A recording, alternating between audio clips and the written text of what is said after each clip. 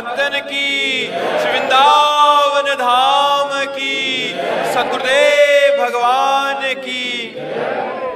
आचार्य संजय कुमार मिश्र जी काशी से। श्री हरिवंश महाराज जी, महाराज जी, मानसिक शांति पाने का सबसे सरल और प्रभावी उपाय क्या है? नाम जप। जब हम नींद में होते हैं तो हमें एक शांति सी मिलती है कि नहीं? गाढ़ निद्रा के बाद शांति मिलती है कि नहीं? एक इंद्रियों को फ्रेशनेस मिलती है कि नहीं? जब गाढ़ नींद में होते हैं, कारण क्या होता है? कारण होता है संसार का चिंतन छूटना। 6 घंटे 5 घंटे जब हम गाढ़ निद्रा में हुए तो संसार का चिंतन छूटा, तो एक विश्राम सा मिलता है, एक नवीनता सी आती है। अगर हम जागृत अवस्था में संसार का चिंतन छोड़ दें, परमात्मा चिंतन में रहें, तो हमारा मन कितना प्रसन्न हो जाएगा, हमारे मन को कितनी शांति मिलेगी। शांति तभी मिलती है जब असत चिंतन छूटता है। तब लग कुशल न जीव को, सपने हो मन विश्राम, जब लग भजत न राम को, शोक धाम तज काम। ये कामना, ये वासना हमें अशांत किए हुए हैं। त्यागात शांति निरंतरम। जब कामना और वासना का त्याग होगा तो त्याग तभी होगा जब उसके चिंतन का त्याग हो। चिंतन का त्याग तभी होगा जब सच्चिंतन हो। सच्चिंतन का हमें पता नहीं, इसलिए भगवान का नाम, जो राम कृष्ण हरि शिव जो नाम प्रिय है वो निरंतर नाम जपना शुरू कर दो। अगर शांति नहीं मिल जाए तो आप हमसे बात करना कि परम शांति मिल जाएगी।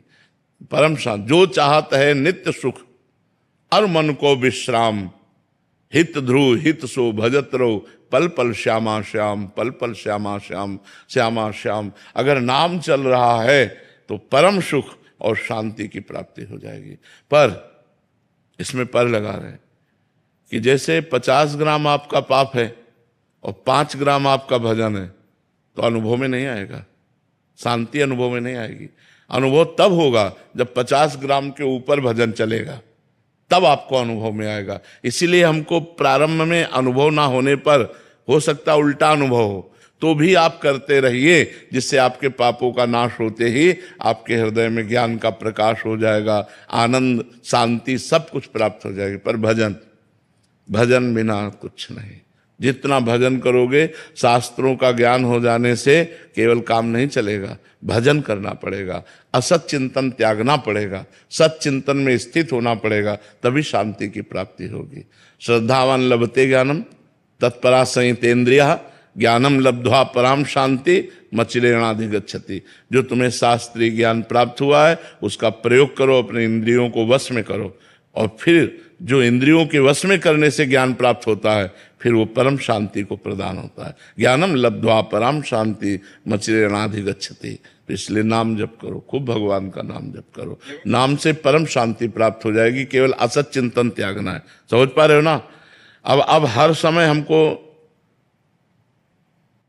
अपवित्र पवित्रो वा सर्वावस्थांगतोपि वह यह स्मरेत पुंडरीकाक्षम सवायाभ्यंतर शुचि। बाह्य और अभ्यंतर दोनों से पवित्र हो जाता है जो कमल नयन भगवान का स्मरण करता है। अब इस मंत्र का प्रयोग किया जाता है कि जल ले छिड़क लो, और जल छिड़क ले, इसका आंतरिक भाव समझिए। अपवित्र हो या पवित्र हो, अपवित्र वा पवित्र हुआ, सर्वावस्थांगतोपि वा, सब स्थिति में यह स्मरेत पुंडरीकाक्षम। जो पुंडरीकाक्ष भगवान कमल नयन का स्मरण करता है वो सवायाभ्यंतरा शुचि, वो वाय और अभ्यंतर दोनों से पवित्र हो जाता है। खूब नाम जप करो। पीयूष जी, राधा वल्लभ श्री हरिवंश महाराज जी। महाराज जी, वैसे तो आपकी शरणागति से सारे प्रश्न मिट गए हैं, लेकिन मैं जानना चाहता हूं कि क्या वृंदावन वास करने और वृंदावन का आश्रय लेने में कोई अंतर है क्या? नहीं, आप लाखों कोस दूर हो, वृंदावन के आश्रित हो, वृंदावन को चिंतवन, यह दीप उर्बार, कोटि जन्म के अघ तमय काट करे उजियार। आप रोज मन से वृंदावन आ रहे हैं, बिहारी जी के दर्शन, राधा वल्लभ जी के दर्शन, रोज वृंदावन की परिक्रमा, यमुना जी, रोज संत दर्शन, ये वृंदावन वास का ही फल मिलेगा। चाहे जहाँ रहो वृंदावन का चिंतन करो, करोड़ों जन्मों के पापों का नाश करके वो हृदय में प्रेम प्रकाशित कर देता है। देखो भाई जी महाराज और राधा बाबा गीता वाटिका में रहे तो संपूर्ण वृंदावन का प्रेम तो उनको वहीं प्राप्त हुआ कि नहीं प्राप्त हुआ? तो तो अगर हम दूर देश में कहीं रह रहे हैं और वृंदावन का चिंतन कर रहे हैं, धाम के आश्रित हैं, तो वही लाभ प्राप्त होता है। वृंदावन का वास मिल जाए तब तो कहना ही क्या है। जब वास नहीं मिला तो वृंदावन का आश्रय और वृंदावन का चिंतन, वृंदावन की उपासना, ये वृंदावन को ही प्राप्त कराते हैं। देवाशीष जी, हर हर महादेव। राधे राधे महाराज जी, आपके चरणों में कोटि कोटि प्रणाम। महाराज जी, परोपकार करते समय मन में ये विचार आता है कि इससे मुझे अच्छा फल मिलेगा तथा लौकिक और पारलौकिक उन्नति होगी, परंतु इस भावना के स्थान पर ये भाव कैसे लाएं कि इसके फलस्वरूप मुझे भोलेनाथ जी का प्रेम प्राप्त हो? नहीं, आपके पास जो कुछ वस्तु प्राप्त है वो भगवान की दी हुई है, आप ऐसा मानते हैं कि नहीं? ठीक है, आप जिसको दे रहे उसमें भगवान है कि नहीं? तो भगवान की वस्तु भगवान को दे रहे हैं, हम बेईमानी से बच गए। ईमानदारी, उनकी वस्तु उनको दे रहे। त्वदीयम वस्तु गोविंदम तुभ्यमेव समर्पये, आपकी चीज आपको समर्पित कर, इससे भगवान की प्राप्ति हो जाएगी। तो हमें चाहिए अपनी वस्तु मान के नहीं, जिसको दे रहे हैं उसमें भी भगवान, और जो हमें दिया है वो भी भगवान ने दिया, तो भगवान की दी हुई वस्तु भगवान को समर्पित। त्वदीयम वस्तु गोविंदम, आपकी वस्तु गोविंद आपको दे रहे हैं। त्वदीयम वस्तु गोविंदम तुभ्यमेव समर्पये, समझ रहे ना आप? अविनाश शाह जी, राधा वल्लभ श्री हरिवंश महाराज जी। महाराज जी, सत्संग और एकांतिक वार्तालाप के माध्यम से आपसे जुड़ा हूं। महाराज जी, धीरे धीरे पहले तो मन था कि उन्नति प्राप्त करें, खूब पैसा कमाएं, बट और एक मल्टीनेशनल कंपनी में भी काम करता हूं, बट आपसे जुड़ने के बाद अभी लक्ष्य थोड़ा सा ऐसा लगता है कि अरुचि सी होने लग गई है महाराज जी, और नाम का प्रयास चल रहा है महाराज जी, और एक डर सा हृदय में बैठ गया है कि कहीं इस अरुचि के कारण मतलब नौकरी ही ना छूट जाए महाराज जी। कैसे अध्यात्म और काम में बैलेंस बनाए महाराज जी? बन जाएगा, वो ये बल देगा, नाम बल देगा। देखो, आप जो भी अभ्यास करते हो, लेकिन अपने लोगों का अभ्यास तो हमको आना पड़ता है ना समाज में। हम आके प्रश्न उत्तर करते हैं कि नहीं, अपनी ड्यूटी कर रहे हैं कि नहीं? तो आपको अपनी ड्यूटी करनी है, हम अपनी ड्यूटी कर रहे हैं। अपनी अपनी ड्यूटी निर्वाह करते हुए भजन करो। ऐसा हमारी अंदर से पूछो तो हमारी रुचि थोड़ी कि मैं समाज में बैठूं जाके। हमारी तो रुचि है कि सुबह से एकांत में चिंतन करूं, लेकिन सुबह सुबह हमें भगवान ने ड्यूटी दी है, तो अपनी ड्यूटी कर रहे हैं ना।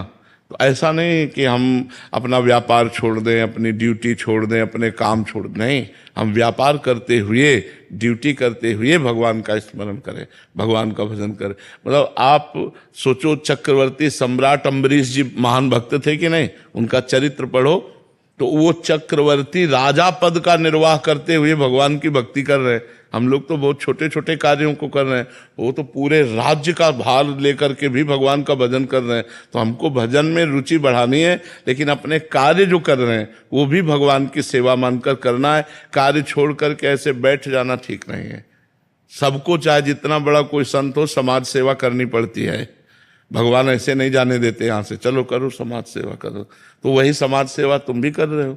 अपनी अपनी जगह जो है वो समाज की सेवा कर रहे। एक किसान बहुत अन्न पैदा करता है, उसको भले बेचता है, लेकिन लाखों का पेट भरता है। आप जिस कंपनी में काम कर रहे हो, कुछ निर्माण हो रहा होगा, कुछ बन रहा होगा जो समाज सेवा में आता है। आपको चंद रुपए मिले, उससे परिवार का पोषण हो रहा है, शरीर का पोषण हो रहा है। उसी रुपए से आप दान पुण्य कर सकते हो, आप धर्म कर सकते हो। तो भजन करते हुए ये सब करना चाहिए, छोड़ना नहीं चाहिए। राजेंद्र जी, राधे राधे महाराज जी। महाराज जी, क्या त्रिदेव ही शक्तिमान है? क्या उनसे भी ऊपर कोई सर्वशक्ति विद्या? एक ही है। सबसे खुली बात समझ लो, वह परमात्मा एक है। अब उसे ब्रह्मा कहो, विष्णु कहो, महेश कहो, राम कहो, कृष्ण कहो, राधा कहो, दुर्गा कहो, शिव कहो, भैरव कहो, जो चाहो कहो, वो एक है। अब वो कोई कह दे कि उससे ऊपर वो, उससे ऊपर वो, उससे, हमें कोई परेशानी नहीं, क्योंकि हम एक मान रहे हैं। आप कह दो सबसे नीचे जो है वही श्रेष्ठ है, हम वो भी माने। आपको बीच वाला श्रेष्ठ है, वो भी मान रहे हैं हम। आपको ऊपर वाला श्रेष्ठ है, वो भी मान रहे हैं, क्योंकि एक है वो। इसकी कोई काट है? वो एक है बस। उसका तुम कोई भी नाम रूप लो, हमारी दृष्टि में वो एक है और सर्वत्र है। सर्वत्र है, कोई जगह ऐसी नहीं जहां ना हो, और सर्वरूप है। जितने रूप है सब उसी के है, वो एक है। कहीं भी लग जाओ, एक मान के लग जाओ, सब सवाल हल हो जाएगा। अलग अलग मानोगे तो फिर लड़ाई झगड़ा होने लगे। लड़ाई झगड़ा जो होता है ना भक्तों में, हमारे भगवान बड़े तुम्हारे भगवान छोटे तो ये सब बेकार की बात है, ये सब बेकार की बात। प्रीति मित्तल जी। श्री श्री हरिवंश महाराज जी। गुरुदेव भगवान, मेरा प्रश्न है कि प्रेम की सर्वोच्च या उत्तम स्थिति कौन सी होती है? भगवान सहज ही किस प्रकार के भक्त पर कृपा कर दर्शन देते हैं? पहला जो प्रश्न है कि सर्वोत्तम प्रेम की स्थिति, जब मैं का पूर्ण विस्मरण हो जाता है तब प्रेम की सर्वोच्च स्थिति होती है, और जब तू का पूर्ण विस्मरण हो जाता है, मैं की स्मृति में खो जाता है, तो ज्ञान की सर्वोच्च स्थिति होती है। मैं के सिवा कुछ नहीं, ब्रह्म नहीं, माया नहीं, नहीं जीव नहीं काल, अपनी हूँ सुधि ना रही, एक रहो नंदलाल। ये प्रेम की स्थिति। कान भय प्राण में, प्राण भय कान में, ही में न जान परे, कान है कि प्राण है। ये प्रेम की स्थिति। मन कृष्णाकार, बुद्धि कृष्णाकार, चित्त कृष्णाकार, अहम कृष्ण दासत्व में लीन, मैं का पूर्ण विस्मरण, मैं कौन हूं, क्या हूं, कैसा हूं, इसका विस्मरण। केवल अपने प्रियतम, प्रिय, प्रियतर, प्रीतम, सबसे प्यारे आत्मस्वरूप भगवान में स्वयं की स्मृति का लीन हो जाना, तन्मयाहा, भगवान में तन्मय हो जाना। रात दिन उनके स्मरण में व्यतीत हो रहा है। ना मैं की स्मृति है, ना भोगों की स्मृति है, न संसार की स्मृति है। समस्त चाहें जिसकी मिट गई हैं। न पारमेष्ठम, न महेंद्रधिष्णम, न सार्वभौमम, न रसाधिपत्यम, न योग सिद्धिर, न पुनर्भवम वा। जिसे पारमेष्ठी पद ब्रह्मा का भी जो ब्रह्म पद है वो नहीं चाहिए, जिसे देवराजेंद्र का पद नहीं चाहिए, सार्वभौम सम्राट पद नहीं चाहिए, योग की सिद्धियां नहीं चाहिए, मोक्ष भी नहीं चाहिए, केवल प्रेम। अनिर्वचनीयम प्रेम स्वरूपम, प्रतिक्षण वर्धमानम प्रेम स्वरूपम, कामना रहितम प्रेम स्वरूपम, अनुभव स्वरूपम प्रेम स्वरूपम, सूक्ष्मतरम प्रेम स्वरूपम। पी मूर्ति नयनन बसय, तेहि रस रहाय समाय, ये लक्षण सुनि प्रेम के, और न कछु सुहाय, और न कछु सुहाय। फिरे अपने रस मातो, कुटुम देह ते जाय, छूट सब ही विधि नातो। जहां जहां पिय की बात सुने, खोजत तिन गैनन, हित ध्रुव छिन छिन ले, प्रेम जल भरि भरि नैनन। अपने प्यारे की स्मृति में लीन। ना काहू सो बोलिबो, ना कोई व्यवहार, अपनी कुंवरी किशोरी को जियत निहार निहार। बस अपने परम प्रीतम प्रभु में संपूर्ण अंतःकरण का लय हो जाना, किंचन मात्र कोई कामना न रह जाना। निरंतर भगवद स्मृति एकतार, अखंड अव्यावृत भजनात्, तैल धारावत। वैसे तो प्रेम अनिर्वचनीय है, पर ये बाहेली लक्षण प्रेम के कहे जाते हैं। और भगवान सबसे ज्यादा कृपा उस पर करते हैं जो अहंकार रहित होता है। किसी भी तरह के असाधन का तो स्पर्श भी नहीं है, पर साधन का भी अहंकार नहीं है। यही दरबार दीन को आदर, रीत सदा चली आई। प्रेम जब हृदय में बढ़ता है तो अहंकार गलित हो जाता है। ज्ञान जब हृदय में बढ़ता है तो शुद्ध अहंकार स्फुरित होने लगता है। ये अशुद्ध अहंकार है देहाभिमान, लेकिन मैं ब्रह्म, ये शुद्ध अहंकार, ब्रह्मविद ब्रह्मैव भवति, वो शुद्ध अहम में स्थित हो जाता है।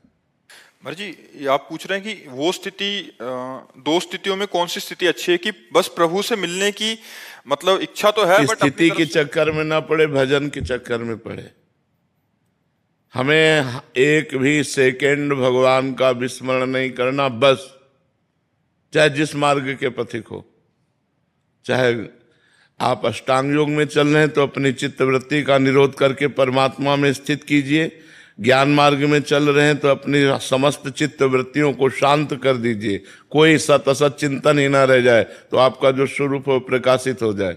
भक्ति में है तो भगवदाकार चिंतन, मुरारी पादार्पित चित्त वृत्ति, चिंतन में लगे, स्थिति के चक्कर में ना पड़े, स्थिति अपने आप आ जाएगी। चिंतन नहीं तो स्थिति का चाहे तो आप प्रवचन कर लीजिए, स्थिति थोड़ी हृदय में आने वाली है। स्थिति तो भजन से आती है, सत चिंतन से आती है, असत चिंतन के त्याग से आती है। तो जितना असत चिंतन, संसार, देह का, भोगों का, ये सब त्याग होगा, उतने आप में दैवी संपदा जागृत हो जाएगी, उतने आप भगवत स्वरूप का अनुभव करने लगेंगे। हेमा जी गुड़गांव से। राधे राधे महाराज जी। राधे राधे महाराज जी। महाराज जी, शास्त्र कहते हैं कि जो भी हमारे साथ होता है वो हमारे पूर्व कर्मों का फल होता है और पहले से ही निश्चित है। तो क्या हम अपनी मेहनत, दृढ़ निश्चय से अपनी किस्मत को नहीं बदल सकते? मेहनत से नहीं बदल सकते, भजन से बदल सकते हो, तपस्या से बदल सकते हो। मेहनत से, सांसारिक मेहनत से नहीं बदल सकते, सांसारिक मेहनत से नहीं बदल सकते। प्रारब्ध लिखा हुआ भोगना पड़ेगा, बदलना नहीं, भोगना पड़ेगा। इसलिए हम तुम्हें सच्चाई वाली बात बता रहे हैं, जो प्रारब्ध में लिख गया है उसे भोगना पड़ेगा। आगे संभालो, आगे का काम संभालने के लिए मनुष्य जीवन मिला है। दुख सुख को भोगते हुए हम ऐसा भजन करें, ऐसे सत्कर्म करें, ऐसे अच्छे कर्म करें कि मेरा अगला पार्ट जो हो वो बड़ा पवित्र और निर्मल और दुख रहित हो। पिछले में जो लिख गया है उसे तो भोगना पड़ेगा भाई। कर्म का प्रेशर जब आएगा, दबाव आएगा, आपको वैसे ही भोगना पड़ेगा जैसा हो। बुद्धि काम नहीं करेगी तो जैसी हो भर्तव्यता तैसी बने सहाय, आप ना आवे ताहि पर ताहि तहां ले जाए। वो वैसी जगह चला जाएगा, वैसे ही घटना घट जाएगी, वैसे ही बात बन जाएगी।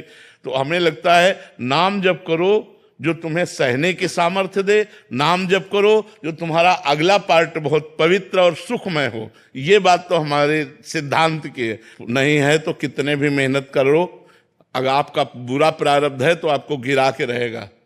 तो हमें लगता है भगवान का नाम जप करो जो वही संभाल सकते। नहीं, बहुत संकट में हैं हम लोग। हम यहाँ से चलें सुरक्षित घर पहुंच पाएंगे कि नहीं? कोई गारंटी है? कब कहाँ ठोक जाए, कब कहाँ क्या हो जाए, कुछ पता है? हम भोजन परोस करके आगे खा पाएंगे कि नहीं? नहीं, हमको सावधान होना चाहिए। इसका नाम मृत्यु लोक है, कभी भी मृत्यु हो सकती है। मुझे वो कमाना चाहिए जो किसी भी योनि में नहीं कमाया जा सकता, वो है भगवान का नाम।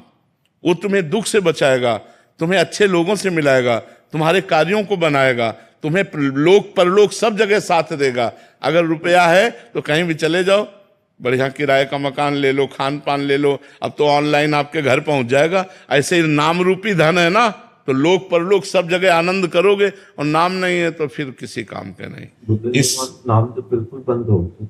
अब बंद कैसे हो सकता है जब आप बोलो राधा राधा चल रहा है ना। अब सिद्ध बनना चाहो कि तुम्हारे मन से चले, तब तो वो तब चलेगा जब सारे पाप नष्ट हो जाएंगे। अभी हमको जिह्वा से जपना है। यद जिह्वाग्रे वर्तते नाम तो राधा राधा राधा राधा राधा राधा राधा राधा राधा राधा। मन कह रहा है कि नहीं जपना राधा राधा राधा राधा राधा। एक जिद्दी स्वभाव, एक हठी स्वभाव में बनाकर ओवर टाइम में जैसे लेबर लग करके 2 घंटे और पैसा मिल जाएगा मुझे, ऐसे हमको और बैठ करके राधा राधा राधा राधा राधा राधा राधा, अभी सब ठीक हो जाएगा। आशुतोष स्वरूप जी ऋषिकेश से। राधे राधे महाराज जी। महाराज जी, एक संत की दिनचर्या कैसी होनी चाहिए जिससे वो भगवत प्राप्ति आसानी से कर सके? हमें तो एक ही बात समझ में आती है कि यदि जीवन भर वैरागी कोई स्त्री का संसर्ग न हो और निरंतर भगवत स्मरण परायण हो, वो माया पर विजय प्राप्त कर लेगा। असंगता और स्मृति, ये 2 जीवन की बहुत बड़ी पकड़ होनी चाहिए। और तो प्राय सब साधारण नियम है, 2 बजे उठ जाए, अब ये करे उस। जब जगे भगवत स्मृति, आत्मस्वरूप का चिंतन, और जब सोए तो समाधि। असंग रहे। अगर भजन ना भी बने तो कामिनी का संसर्ग ना होने पाए जीवन भर में, वो निकल जाएगा।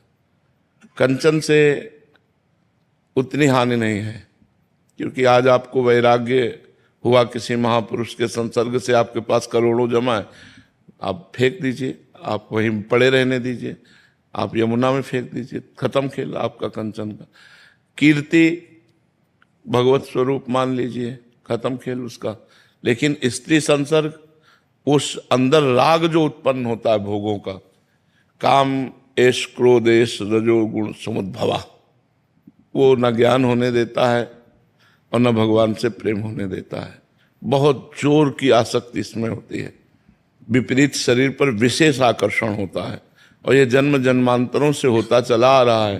तो वो दुर्वासना मम सदा परिकर्षयन्ति। तो सबसे बड़ा साधु का, जो भगवत मार्ग के पथिक का, वो सबसे बड़ा नियम असंगता। असंगोयम पुरुषा, किसी से कोई संबंध नहीं, भिक्षा मात्र शरीर पोषण के लिए। और अगर कंचन का त्यागी हो जाए तब तो कहना ही क्या है। पर आज के समय में हम इसलिए नहीं बोलते क्योंकि विचरण का जमाना नहीं रह गया। अकेले साधु या 2 विचरण करें या 3 विचरण करें तो मार डाले जा सकते हैं। तो विचरण की सलाह तो अब हम भी नहीं देंगे, और भिक्षा भी हमें शुद्ध मिलना अवश्य असंभव सा लग रहा है, क्योंकि प्रायः लोग मांस और मदिरा अंडा आदि का सेवन करने लगे। तो साधु जो पवित्र भिक्षा नहीं मिलेगी तो बुद्धि भ्रष्ट हो जाएगी। तो अब धामों का और तीर्थों का और पुरियों का ही आश्रय लेना उचित है, कि किसी पुरी या किसी धाम का आश्रय लेकर संत समुदाय के बीच में अपने जीवन को काटे।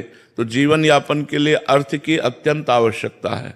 आज अर्थ प्रधान समय है, तो हम मांगे ना, स्वाभाविक भगवान की कृपा से जो मिल जाए उससे अपने जीवन यापन का आकाश वृत्ति से रखें कि जो हमें मिल जाए। जो बिना मांगी, जो आकाश वृत्ति उसे कहते हैं। इसका कोई नहीं, उसे आकाश वृत्ति कहते हैं। बिना मांगे भी जितने से हमारा काम चल जाए। बकाया स्त्री संसर्ग नहीं होना चाहिए। और कीर्ति तो भगवत स्वरूप मान ले तो उससे कोई प्रभाव नहीं पड़ता, क्योंकि कीर्ति उन्हीं सर्वेश्वर भगवान की हो रही है। अपना तो अगर हम दासत्व न धारण करें, उनमें भागवतिक चिन्ह ना हो तो कौन प्रणाम करे। तो भागवतिक चिन्ह प्रणाम हो रहा है परमात्मा स्वरूप गुरु का, आचार्य का। मान लो जैसे हमारे आचार्य भगवान प्रकट हुए रूप धारण करके, आद्य गुरु भगवान शंकराचार्य, निम्बार्काचार्य, बड़े बड़े महापुरुषों, हम उन्हीं परंपराओं में हैं। तो ये जो हमारे तिलक हैं, जो हमारा वेश है, ये हमारे आचार्यों के द्वारा दिया हुआ है। तो जितना प्रणाम नमस्कार सब आचार्यों को जाता है। अगर विवेक से देखे तो इस पार्थिव शरीर को कौन प्रणाम करता है? उसी आत्म तत्व को सब प्रणाम कर रहे हैं। तो सब आत्मस्वरूप है, इसका कोई महत्व नहीं है। कंचन आकाश वृत्ति से जितनी आवश्यकता हो उतना। कामिनी किसी भी तरह से संसर्ग नहीं होना चाहिए। जब तक शरीर में दम है तब तक साधु को चाहिए कि असंग रहे। अब मरणासन में पड़े हैं तो अब वो बात अलग है, लेकिन जब तक ऐसी स्थिति नहीं है तब तक संसर्ग से दूर रहने। पक्का 100% चूक हो जाएगी, चूक हो ही जाएगी, चाहे जितना बुद्धिमान हो और चाहे जितनी अवस्था का हो। इस पर हम मानने के लिए तैयार नहीं, क्योंकि जब तक भगवत प्राप्ति नहीं होती, आत्मस्वरूप का बोध नहीं हो जाता, तब तक एक भूख रहती कि कोई तो अपना हो, कोई तो हमें आदर दे, कोई तो प्यार करे, कोई तो अपना कहे। यही फंसा देती है भूख। शिष्य में जैसे पुत्र में फंसा देती है, ऐसे शिष्य में फंसा देती है। अब पुनः उस स्थिति को संभाल करके चलना किसी विवेकवान साधक की बात है। नहीं तो बस जीवन भर असंग रहे, पड़ा रहे, पड़े पड़े सिद्ध हो जाएगा। ये मार्ग ऐसा है, पड़े पड़े सिद्ध हो जाएगा। बस असंग रहे। माताओं बहनों को दूर से बात करे, दूर से व्यवहार रखे। अपने नजदीक वाला, एकांत वाला कोई चैप्टर न रहे तो हमें लगता है कि बहुत सुंदर जीवन साधु का जीवन हो जाए। हमारी कमजोरी अभी पूरी नहीं हुई, जब तक पूरी नहीं होगी तब तक हम असंग रहेंगे। और जब सर्वम खलमिदम ब्रह्म नास्ति किंचन, तो वासना रही नहीं गई। जो आत्माराम पुरुष हैं उनमें कभी अंकुरण विषय का नहीं होता। नहीं स्वात्मारामम विषय मृग तृष्णाम भ्रमयति। आत्माराम पुरुष कभी विषय मृग तृष्णा में भ्रमित नहीं होते। जैसे भुने हुए चने को चाहे जितना खाद पानी लगा दो अंकुरण नहीं हो सकता। ऐसे जो सिद्ध महापुरुष हैं वो चाहे जिस सभा में बैठे हो, चाहे जहां हो, चाहे एकांत हो, चाहे समाज में हो, कोई फर्क नहीं पड़ता। लेकिन ये बातें केवल हैं, जब तक स्थिति नहीं आएगी तब तक गिरने में देर नहीं लगेगी। इसलिए हमें लगता है साधु की सबसे बड़ी दिनचर्या असंगता होनी चाहिए। जिस दिनचर्या में संग है उसमें बहुत सावधानी पूर्वक व्यतीत करना चाहिए, नहीं तो असंग रहना चाहिए। असंगता ही साधु का जीवन है। जय बजे उठे, बस पहला सूत्र दिमाग में डाल ले कि मुझे आज दिन भर असंग रहना है और भगवत चिंतन परायण रहना है। बस भिक्षा जैसे आकाश वृत्ति या मधुकरी वृत्ति, यही पवित्र वृत्तियां हैं। आकाश वृत्ति में जो सामने आ गया वो पा लेंगे, नहीं आया तो नहीं पाएंगे। मधुकरी वृत्ति में 4-5 घरों में मांग करके पा लेंगे। तो साधु की यही वृत्तियां हैं। आकाश वृत्ति में आया कि अर्थ आ गया तो उससे व्यवस्था करके पा रहे हैं, और या तो मधुकरी वृत्ति से जी रहे हैं। बकाया असंग रहे, इस स्थिति आ जाएगी। हाँ, अपने आप आ जाएगी अपने। जैसे नर्मदा जी का हर पत्थर शंकर जी बनी जाता है, गंडकी नदी में हर पत्थर शालिग्राम हो जाता है, ऐसे आचार्य परंपरा का जुड़ा हुआ संत वो सिद्ध हो ही जाएगा। बस असंग रहे, पड़े पड़े सिद्ध हो जाएगा। असंगता ही तो भाई हम फंसे कहाँ हैं, संग में ही तो फंसे हैं। असंगता ही हमारा स्वरूप है। पहले धीरे धीरे बाह्य असंगता, फिर आंतरिक असंगता आ जाएगी। अपने शरीर से भी असंग हो गया तो स्वरूप बोध हो गया उसको। और असंगता और स्मरण, जो गुरुजनों ने मंत्र नाम दिया है, हर समय उसका स्मरण चलता रहे। बस 2 ही बातें खास है, और तो सब सिद्धांत ही है। साधु को जब मनावे तब सो जाए, जब मनावे तब जग जाए। असंग रहे, भगवत स्मरण परायण रहे, बस। अब वो पड़ा भी है तो निद्रा समाधि स्थिति, वो भगवान के स्वरूप में पड़ा हुआ, कोई संसार में थोड़ी पड़ा हुआ है। मतलब साधु है तो पड़ा हुआ तो अपने स्वरूप में पड़ा हुआ है। निद्रा समाधि स्थिति बड़ा मस्त जीवन है। बस असंगता, अगर संग नहीं तो विक्षेप नाम की चीज नहीं है। हमारा अखंड स्मरण, हमारा अखंड भगवत्तार चलेगा, वो बस केवल असंगता ही। ये हमने पकड़ा है पूरे जीवन में कि असंगता ही जीवन का लाभ है। अब जैसे सुबह से जितने लोग सबसे, अब ये सब जो आप सब भगवत स्वरूप आए, जो एकांतिक में चर्चा हुई, बस 8, 8:30 इसके बाद हम निकल गए। अब कल निकलेंगे हम 4 बजे फिर सुबह। इनमें से एक की भी छवि हमारे दिमाग में भगवान की कृपा से नहीं रहेगी कि अमुक व्यक्ति आया था। अब इसमें जगत मंगल हो रहा है, लोगों का कल्याण हो रहा है, ये भगवान जाने। हमें ड्यूटी दी तो बस ये बस ड्यूटी वाइज कर रहे हैं, और वो भी बड़ी कृपा से। बस आपने प्रश्न किया, उत्तर लिया, बस चल दिए अपने काम से काम। असंगता ही साधु का जीवन है। चाहे जिस संप्रदाय का हो, असंग रहे और नाम जप करे। तो असंगता से सारी दैवी संप्रदाय आ जाएगी। निर्भयता, ब्रह्मचर्य सब अपने आप आ जाएगा। असंग हो ना, आप किसी से कोई मतलब नहीं है। और जहां आपने संग किया, वैसे और उत्तम बात है कि कोई शिष्य न बना। हमने 3 नियम लिए थे जीवन में। अगर कोई शिष्य हो वो माने ही ना हाँ, कि हमें तो आप ही गुरु के रूप में स्वीकार कर, आज्ञा का पालन करो, आज्ञा का पालन करो। हम तुम्हें सतमार्ग का उपदेश करते हैं। आज्ञा का पालन करे तो स्वीकार कर सकते। हाँ, आज्ञा का पालन करो, और हम बहुत काल तक देखेंगे आप हमारी आज्ञा में हैं तो हम आपको फिर सतमार्ग बता देंगे।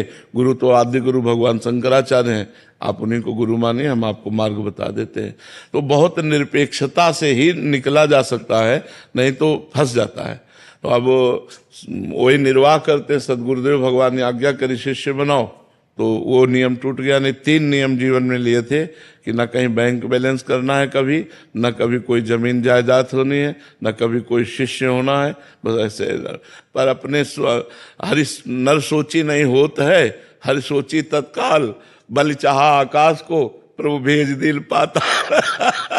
तो उनका खेल चलता है।